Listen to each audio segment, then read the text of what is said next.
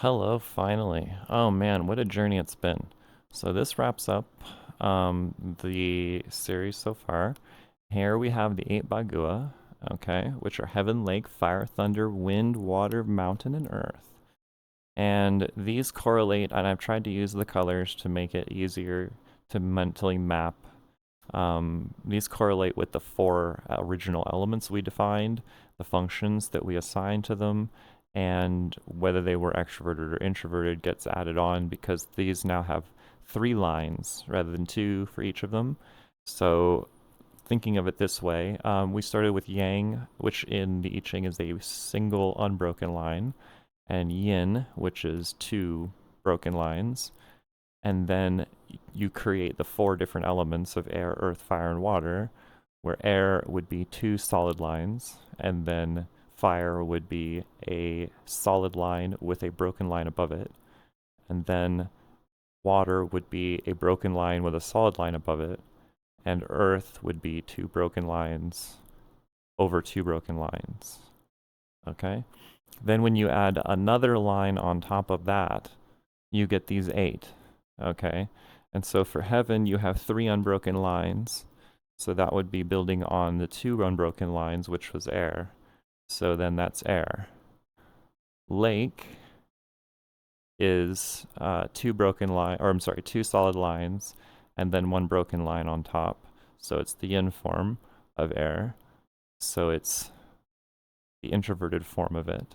So if air was thinking, and by adding an extra yang line on top, an extra extroverted line on top of air, we get extroverted thinking, then the introverted line on top, the yin line on top of the double lines, we get introverted thinking.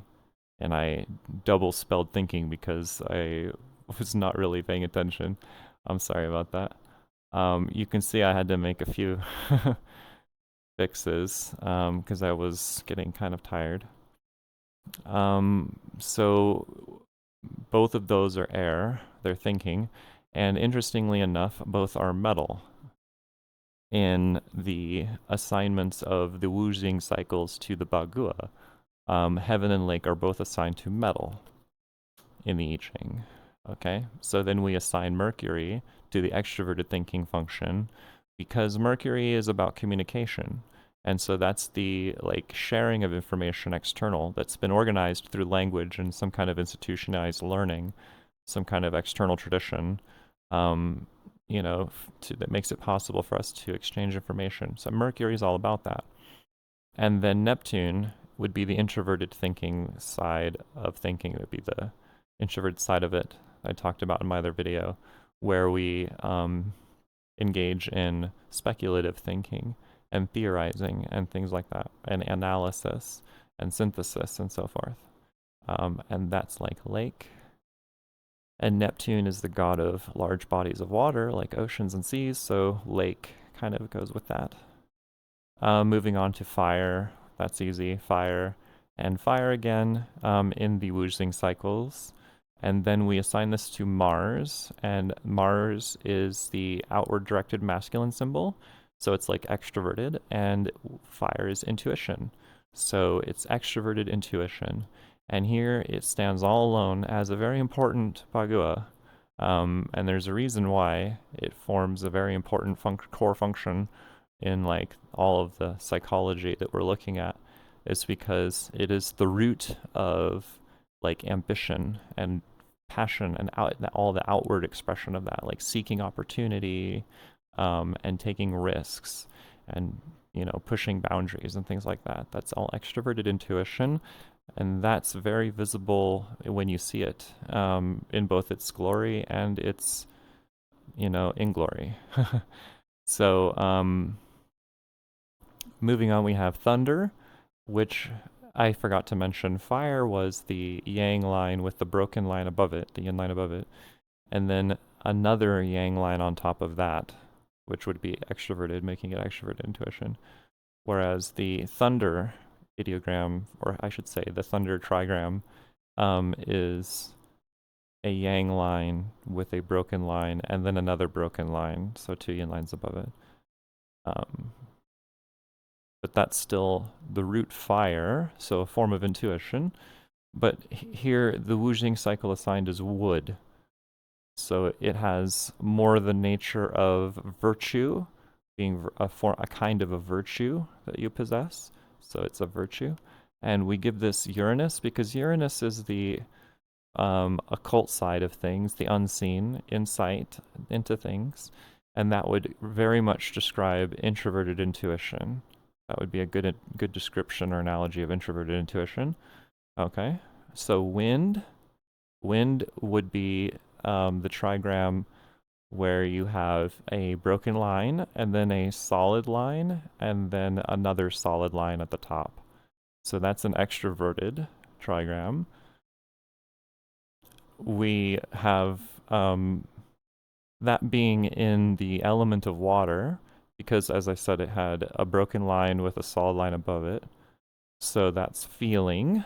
And then in the wuxing cycles, wind is assigned to wood. So again, we have a virtue. This is something concerning virtue and vitality. And here it's extroverted. So it's like the vitality and virtue of the group rather than the individual, like the entire assembly, the entire organization, or whatever we're looking at, the whole system, not just one part of it, but the whole thing. This is a holistic kind of virtue, okay? And determined through the feeling function.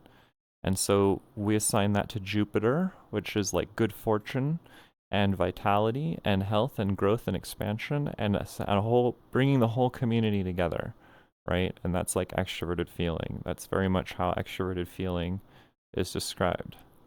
So then water is assigned to water, again, feeling, and the wuxing cycle of water by itself. This is why it's a balance to Mars, which would be Venus, which is the feminine to the masculine, okay? And it's introverted.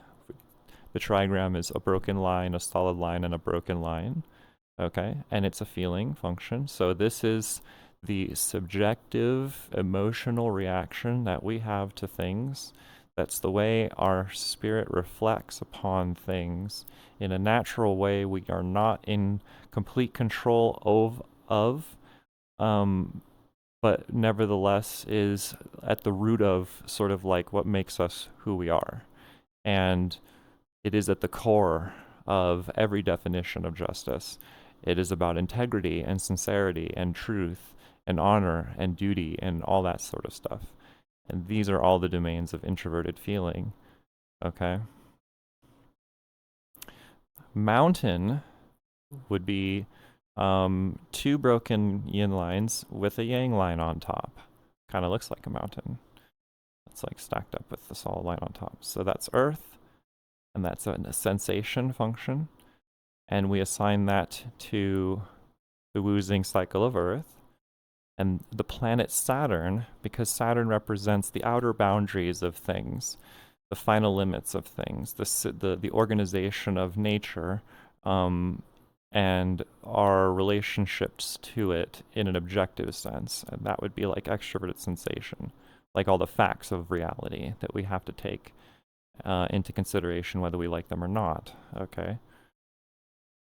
And then finally, we have Earth, and the trigram there is 3 broken yin lines. And so that is in the, again, function of Earth, sensation, and the wuxing cycle of Earth.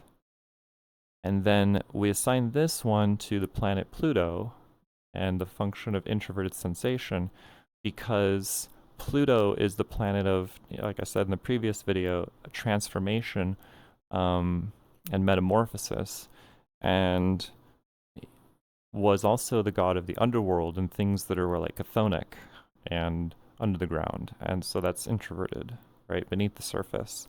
And these transformative experiences are, for us, forms of trauma or euphoria or catharsis or whatever intense personal subjective representations of the universe that we create. And those are what ground us tremendously and condition us tremendously. So that's the realm of Pluto and introverted sensation, okay? So these are the 8 Bagua. Now in the next video, I'm going to start going through more about like the different cycles I talked about, like the extroverted drives and the introverted drives, and how those have an interrelationship with each other.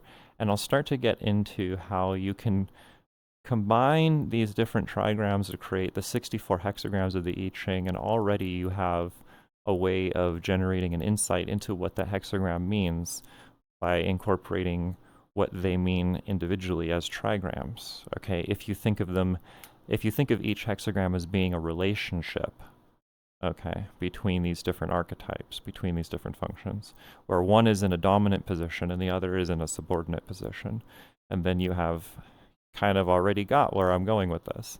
But we'll talk about that in the next video.